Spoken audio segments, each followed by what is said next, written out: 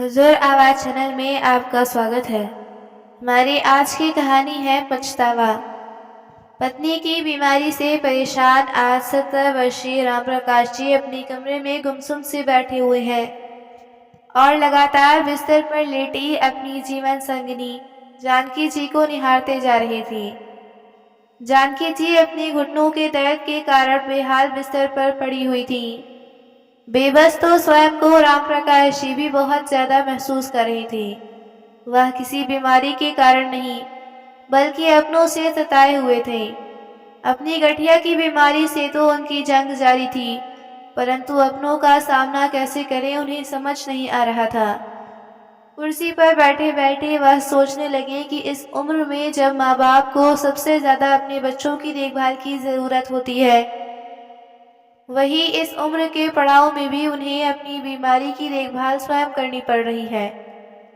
ऐसा नहीं है कि उम्र के इस पड़ाव पर उनका कोई अपना नहीं है। उनका इकलौता बेटा है पवन, जो शादी के 20 साल के बाद उनकी गोद में आया था। और जब पवन बड़ा हुआ तब तक वे दोनों काफी बूढ़े हो चुके थे। जानकी जी और राम प्रकाश जी अपने बेटे को अपनी पलकों पर बिठा कर रखते थे। उसके मुंह खोलने की देर होती थी कि वो उसकी हर छोटी बड़ी फरमाइश पूरी कर देते थे। पवन पढ़ाई में शुरू से ही होशियार था। जानकी जी ने अपने बेटे की पढ़ाई पूरी करने में दिन रात कर दिया। राम प्रकाश जी ने स्कूल से लेकर कॉलेज तक पवन की शिक्षा में कभी कोई कमी नहीं छोड़ी। पवन अपनी उच्च शिक्षा के लिए विदेश जाना चाहता था। उसकी इस फरमाइश को पूरी करने के लिए उन्होंने अपने गांव की जमीन, यहाँ तक कि अपना मकान भी बेच दिया और किराए के मकान में रहने लगे। अपनी बेटे की शिक्षा पूरी करने के लिए उन्होंने अपनी सारी जमीन जायदाद सब कुछ दांव पर लगा दिया था। राम प्रकाश जी अपने अतीत के पन्नों में सोच रहे थे कि उनका मित्र उन्हें सलाह दिया करता था कि राम प्रकाश, कुछ अपने बुढ़ापे के लिए भी बचा कर रख, अपने बेटे पर यूं ही मत लुटा। बुढ़ापे में तेरे और भाभी जी के पास क्या रहेगा। लेकिन बेटे की ख्वाहिशों के आगे उन्होंने कभी अपने मित्र की बात नहीं सुनी। राम प्रकाश जी हमेशा अपने मित्र से कहते, मेरा बेटा ही मेरी असली पूंजी है, वो मेरा अभिमान है, मुझे कभी झुकने नहीं देगा। यह कहते हुए राम प्रकाश जी का सर गर्व से चौड़ा हो जाता। इस बात पर मित्र ने सुझाव देते हुए कहा था कि अगर बेटे को विदेश में पढ़ना ही है तो उसकी पढ़ाई के लिए बैंक से कर्ज ले लेता, लेकिन तूने तो घर ही बेच दिया। बुढ़ापे का समय नजदीक आ रहा है तो तू पूरी तरह से अपने बेटे पर भी निर्भर हो जाएगा। अपने मित्र की बात सुनकर राम प्रकाश जी बोले, हम अपनी बेटी को पढ़ाई के लिए बैंक से कोई कर्ज नहीं लेंगे। बच्चों को पढ़ाना तो हर माता पिता का फर्ज होता है। अगर बच्चे खुद चुकाएंगे तो उन्हें लगेगा कि उनके माता पिता ने उनकी पढ़ाई के लिए कुछ नहीं किया। राम प्रकाश जी को उस वक्त पूरा भरोसा था कि उनका पुत्र हर हाल में उनकी देखभाल करेगा। राम प्रकाश जी हमेशा कहते थे, मुझे अपने बेटे पर पूरा भरोसा है। पवन विदेश से पढ़ाई करने के बाद अपने देश, अपने माँ बाप के पास वापस लौट आया। वह भारतीय लड़की से ही शादी करना चाहता था। जानकी जी ने अपने बेटे की शादी उसकी पसंद की लड़की सरिता से करवा दी। पवन ने भी अपना परिवार बसा लिया। आज वह एक मल्टीनेशनल कंपनी में बहुत ही ऊंचे पोस्ट पर था। अपनी कमाई से उसने बहुत ही जल्दी एक मकान भी खरीद लिया और वहीं अपने माँ बाबूजी और पत्नी के साथ रहने लगा। लेकिन वह फिर से विदेश जाना चाहता था और वहीं रहकर अपनी बाकी जिंदगी बिताना चाहता था। अतीत में कोई राम प्रकाश जी अचानक अपने बेटे बहू की बातचीत की आवाज से वर्तमान में आ गए। सरिता, सारा सामान पैक हो गया ना?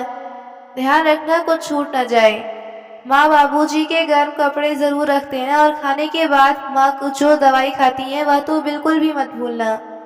अरे पवन, तुम बिल्कुल भी चिंता मत करो, तुम्हारे माँ बाबूजी की एक एक चीज बड़े ही ध्यान से रखी है मैंने। और वैसे भी अगर कुछ छूट भी गया तो वह लोग वहीं से मंगवा लेंगे और फिर वहां पर उनकी उम्र के अन्य लोग भी तो होंगे। अगर उन्हें कोई चीज चाहिए होगी तो माँ बाबूजी उनसे मांग लेंगे। तुम बिना बात की चिंता क्यों करते हो? वहाँ उन्हें कोई तकलीफ नहीं होने वाली। सरिता पवन को चिंतित होकर देखकर बोली, ठीक है, हम कल सुबह ही इन्हें छोड़कर आएंगे और वैसे भी 7 दिन बाद ही तो हमारी फ्लाइट है। उससे पहले हमें घर का फर्नीचर और बाकी का सारा सामान भी तो बेचना है। इस काम को करने के लिए भी तो हमें समय चाहिए। राम प्रकाश जी अपने कमरे में बैठे बैठे बहू की सारी बातें दिल पर पत्थर रखकर सुनते जा रहे थे। यह बातें सुनकर उनका दिल बैठा जा रहा था। हालांकि सरिता सुगढ़ गृहिणी थी और घर को बहुत अच्छे से संभाल रखा था, लेकिन उसकी नजरों में हर पल उसके बूढ़े सास ससुर खटकते रहते। उनके कारण वह हमेशा परेशान रहती और कहती, अभी कुछ ही समय हुआ है हमारी शादी को और अभी से मुझ पर पूरे घर का बोझ ला दिया है तुम लोगों ने। दिन रात मुझे तुम्हारे बूढ़े माँ बाप की सेवा करनी पड़ती है।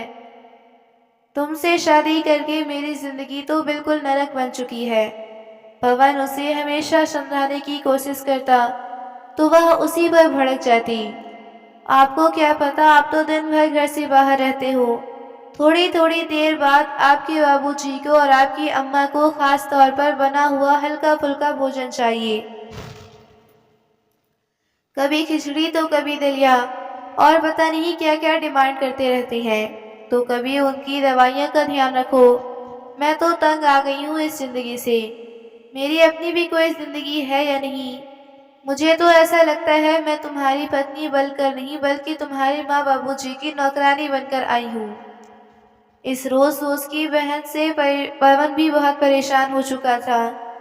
एक दिन जब सरिता के मायके में शादी थी और उसे अपने पति पवन के साथ वहां जाना था, सरिता ने बड़े उत्साह से अपने लिए एक नई साड़ी खरीदी और शादी में जाने की तैयारी करने लगी।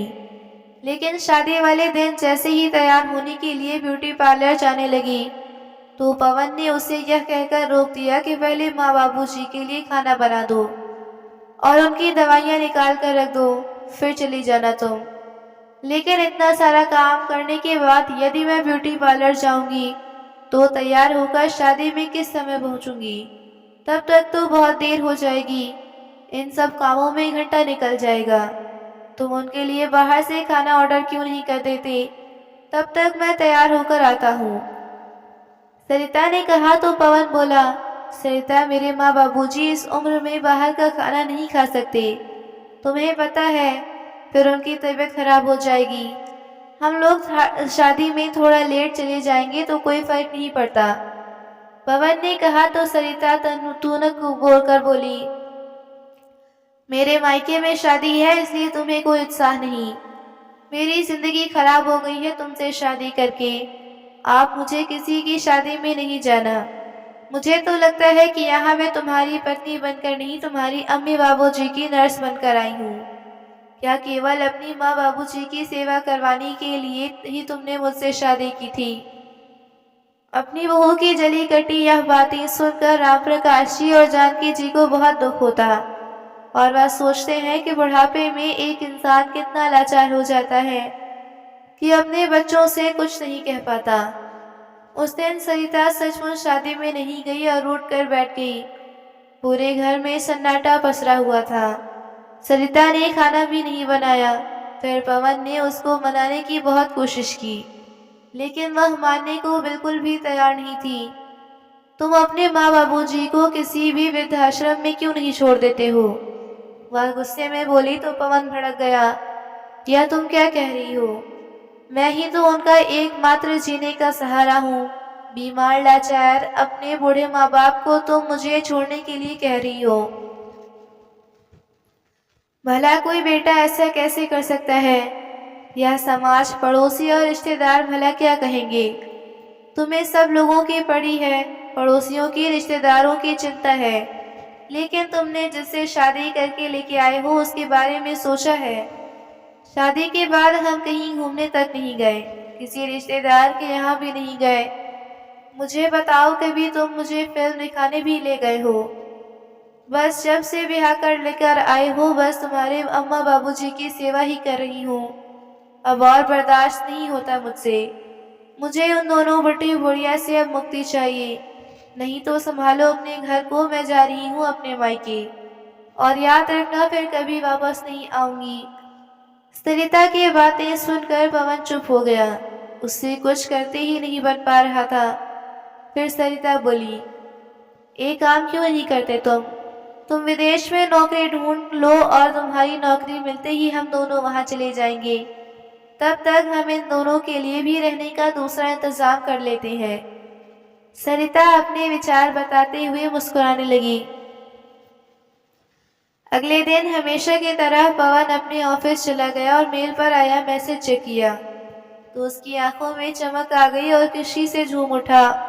उसने तुरंत सरिता को फोन करके बताया, सरिता, मेरी विदेश में बहुत अच्छी नौकरी लग गई है। कंपनी वाले बहुत बड़ा पैकेज दे रहे हैं। अब हमारे सारे सपने पूरे हो जाएंगे। पवन ने यह खुशखबरी जब सरिता को दी तो उसका चेहरा खिल उठा। वह यह सोचकर खुश थी कि अब उसे अपने सास ससुर की सेवा करने से मुक्ति मिल जाएगी। अब तो वह अपना जीवन स्वतंत्रता के साथ जिएगी और चाहे जो वह करेगी। शाम के समय पवन अपनी नौकरी लगने की खुशी में मिठाई का डिब्बा घर लेकर आया।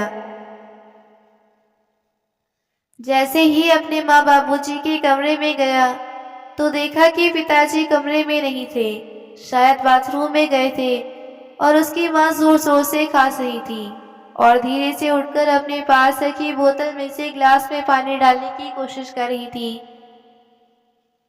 पीते समय थोड़ा पानी उनके गालों पर गिर गया और बाकी का पानी उनके कपड़ों पर गिर गया।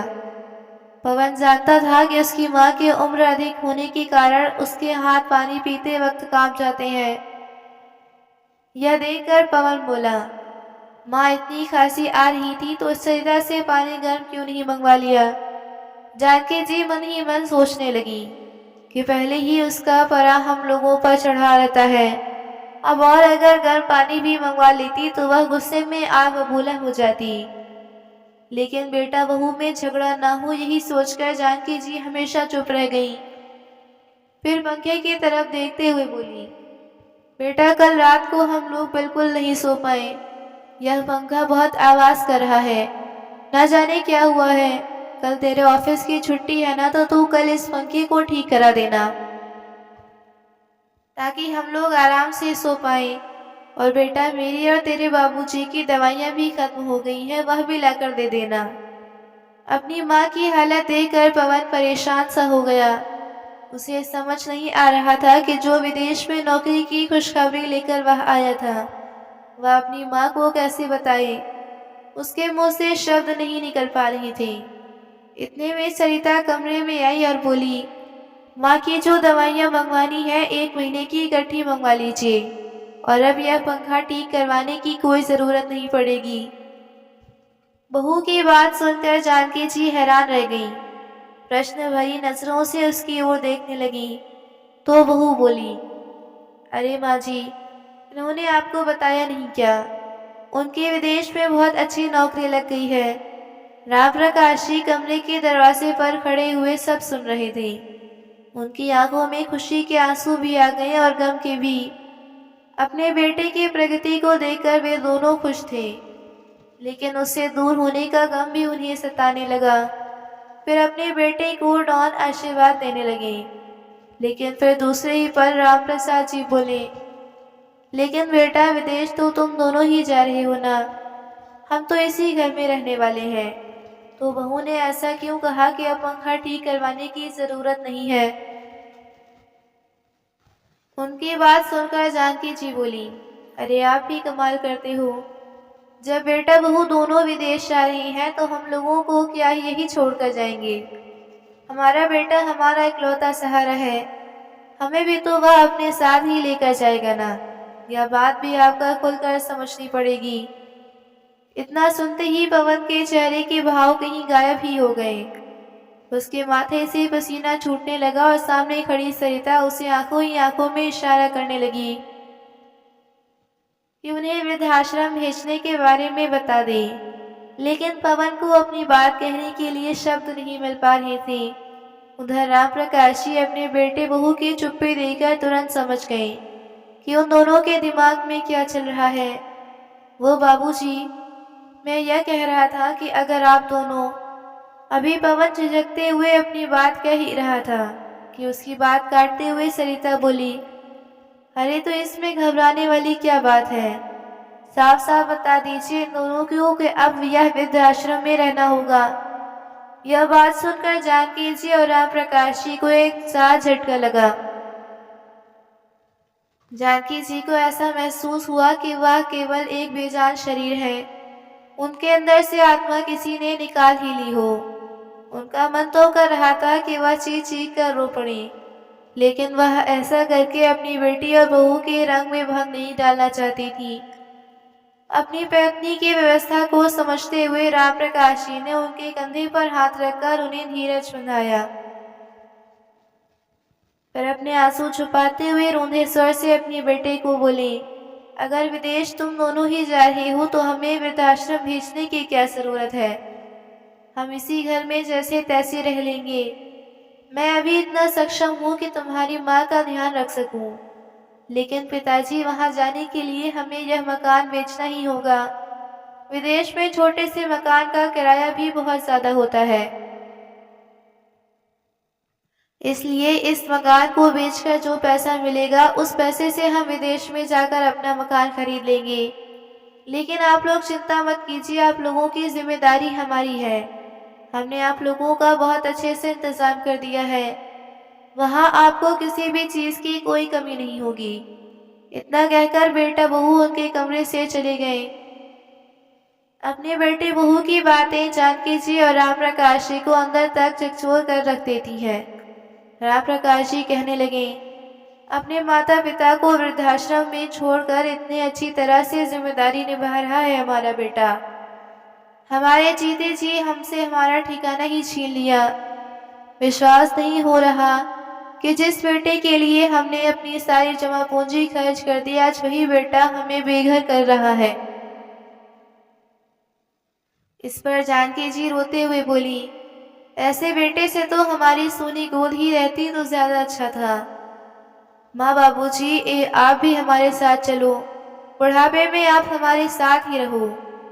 लेकिन उसे तो अपना अपना भविष्य बनाना है, फिर चाहे उसके लिए उसे अपने माँ बाप की कुर्बानी ही क्यों ना कर देनी पड़े।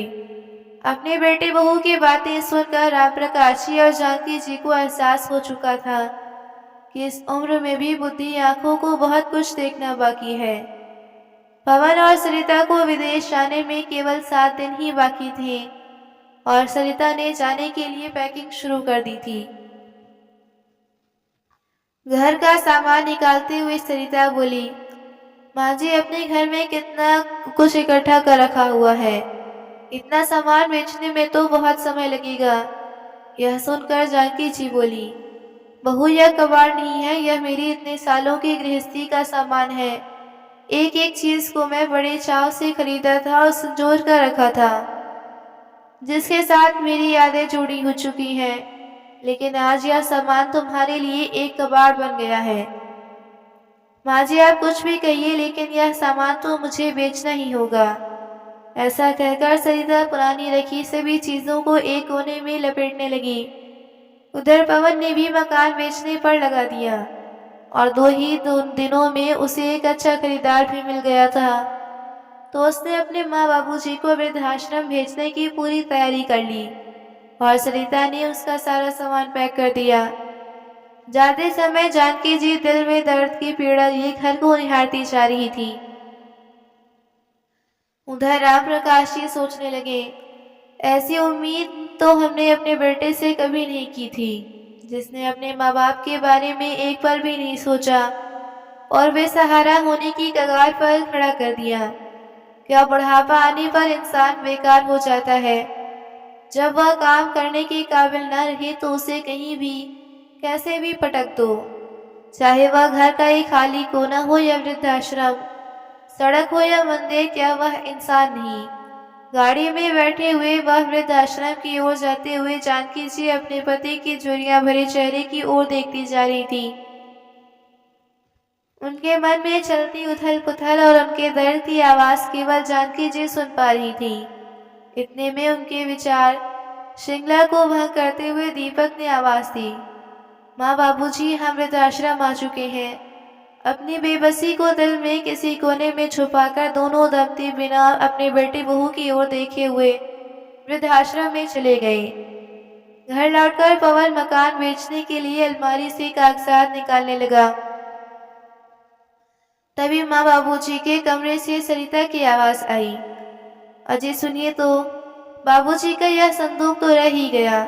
हद है, बरसों पुराने सामान में ताला जड़कर रखती है तुम्हारी माँ। ताला तोड़कर तो देखो क्या है इसमें। पवन ने संदूक का ताला तोड़ा और जैसे ही संदूक खोला तो उसकी हैरानी का ठिकाना न रहा। बचपन की सारी घटनाएं उसकी आंखों के सामने घूमने लगी।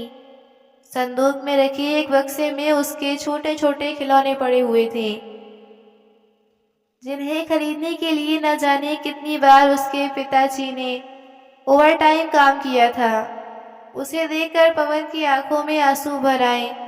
फिर भी हिम्मत करते कांपते हाथों से उसने उसे उस बक्से को उस संदूक से बाहर निकाला तो दूसरी ओर पवन द्वारा बचपन में बनाई गई एक तस्वीर थी, जिसमें उसने स्वयं को अपने माँ बाबूजी का हाथ थामे हुए दिखाया था। उस तस्वीर को बनाते हुए उसने अपने माँ बाबूजी से वादा किया था कि वह इसी तरह उम्र भर उनके हाथ थाम कर रखेगा। आज वह स्वयं को शर्म के कारण जमीन में गड़ा हुआ पा रहा था। सबसे नीचे देखा तो कुछ कागजात पड़े थे। उन्हें खोलकर देखा तो वो देखता ही रह गया। उसे अपने पैरों के नीचे जमीन खिसकती हुई प्रतीत हुई। उसके बेटे बचपन के सारे दृश्य उसके मानस पलट पर दिखने लगे। उसे ऐसा लगा जैसे उसके दिमाग की नसें फट गईं। अजय सुनते हो तुम्हारे होश की उड़ गए, मैं आपसे बात कर रही हूँ। सरिता अपने पति के चेहरे के विचित्र भावों को देखकर हैरान थी। आखिर ऐसा क्या हो गया था कि पवन को कुछ सुनाई देना भी बंद हो गया। सरिता ने पवन के हाथ से वह कागज लिए। उत्सुकतावश वह उन कागजों को पढ़ने लगी, लेकिन उसके हाथ पैर भी सुन्न हो गए। उन पर लिखा था कि आज से 25 साल पहले राम प्रकाश जी और जानकी जी ने पवन को एक अनाथ आश्रम से गोद लिया था। उसकी तो हैरानी का ठिकाना न रहा। तभी पवन चिल्लाया, मुझसे बहुत बड़ा गुनाह हो गया। लानत है मुझ पर, जिन पर माँ बाप ने मेरी सारी खुशियों और इच्छाओं को पूरा करने के लिए अपने जीवन की खुशियों को एक तरफ रख दिया। जीवन के इस पड़ाव पर मैं उन्हें वृद्धाश्रम में छोड़ आया। मैं खुद से नजरें मिलाने के काबिल नहीं रहा। ऐसा कहते हुए पवन ने अपनी फ्लाइट के टिकट निकालकर उनके टुकड़े टुकड़े करके फेंक दिए। फिर उसने प्रॉपर्टी डीलर को फोन लगाकर मकान बेचने के डील को कैंसिल करने के लिए कहा और बोला, जितना हर्जाना होगा मैं भरने के लिए तैयार हूँ, लेकिन अब हमारा मकान नहीं बिकेगा। सरिता खड़ी हुई बड़ी हैरानी से पवन की बातें सुनती जा रही थी। तभी पवन उसके पास आया और बोला, अगर तुम्हें मेरी माँ बाबूजी का साथ पसंद नहीं तो जहाँ तुम्हारा दिल करे तुम जा सकती हो, क्योंकि मैं अपने माँ बाबूजी को वापस लेने के लिए जा रहा हूँ। ऐसा कहते हुए पवन अपनी गाड़ी स्टार्ट करके वृद्धाश्रम की ओर निकल गया और सरिता की आंखों में आंसू लिए अपने पति को जाता हुआ देख रही थी। दोस्तों, इसमें सबसे ज्यादा गलती किसकी थी, बहू की या बेटे की, जो अपने माँ बाप को वृद्धाश्रम तक छोड़ आया? अपनी राय हमें कमेंट करके जरूर बताइएगा।